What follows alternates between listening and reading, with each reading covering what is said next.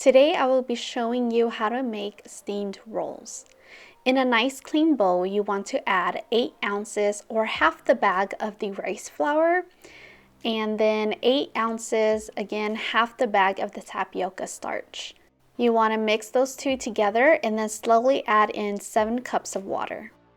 One tip that I do is I add in my oil right now into the batter, so then that's one less step that I have to do when I cook it.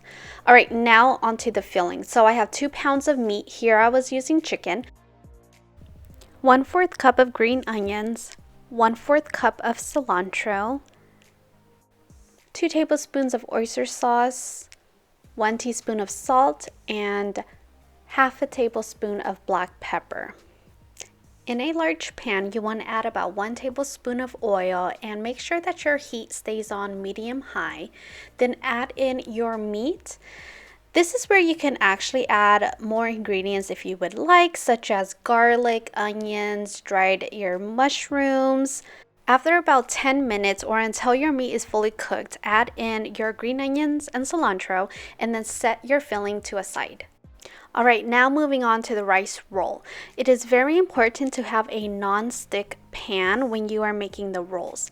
So I poured in about 1/3 cup of the batter, and then I am just swirling my pan around so then that way the batter is evenly coated, and then you want to place a lid on top. Now it takes about roughly a minute to a minute and a half to cook the roll.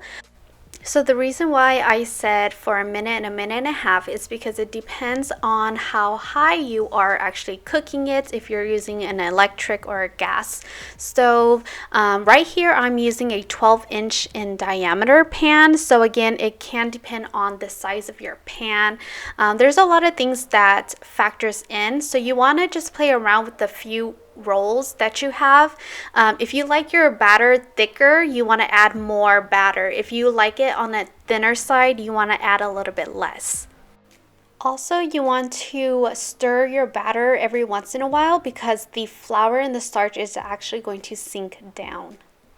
When your rice roll is ready, you want to uncover the lid and then you want to quickly flip it over onto a flat surface.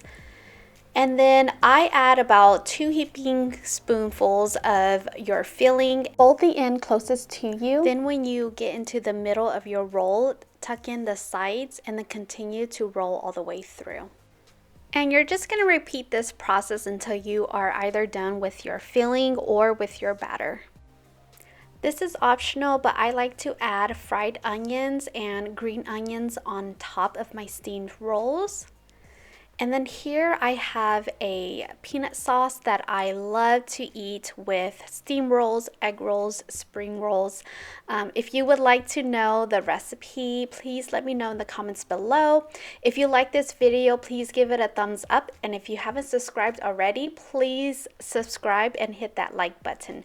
Thank you for watching my video, and I'll see you in my next one.